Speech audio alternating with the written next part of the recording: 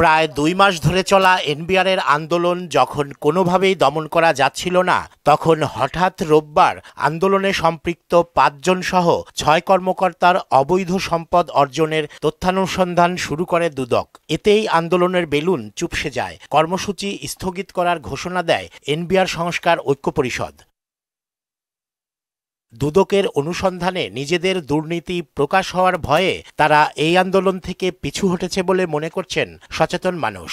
দুর্নীতি যারা করছে হয়তো তাদের বিরুদ্ধে দুদক ব্যবস্থা নিয়েছে এবং ব্যবস্থা নেওয়ার পরেই তাদের দুর্নীতি প্রকাশ হয়ে যাবে, তার আগে নিজেদের কর্মসূচি প্রত্যাহার করে নিচ্ছে যাতে আর সামনে না যায়। তাদেরকে চাপ দিয়ে হলেও যদি আন্দোলনটা স্থগিত করা যায় আমার দেশের জন্য ভালো, আমাদের জন্য ভালো, আমরা যা গ্রাহক তাদের সবার জন্যই ভালো। দুদক এটা ভালো একটা স্টেপ নিয়েছে হয়তো, এছাড়া তাদের কোনো উপায় ছিল না হয়তো। দুদকের এটা নিয়মিত প্রক্রিয়া,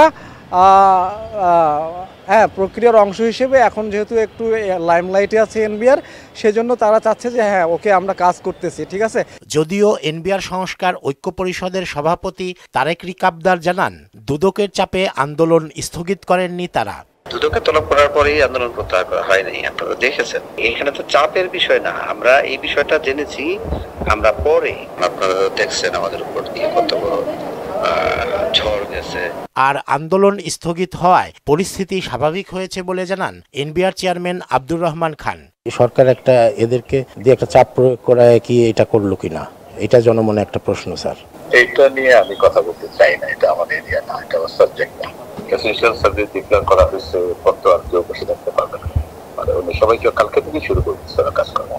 এদিকে আন্দোলন বন্ধ হওয়ায় কাজে গতি ফিরেছে বলে জানান এনবিআর কর্মকর্তারা। রেজা খান, মোহনা সংবাদ, ঢাকা।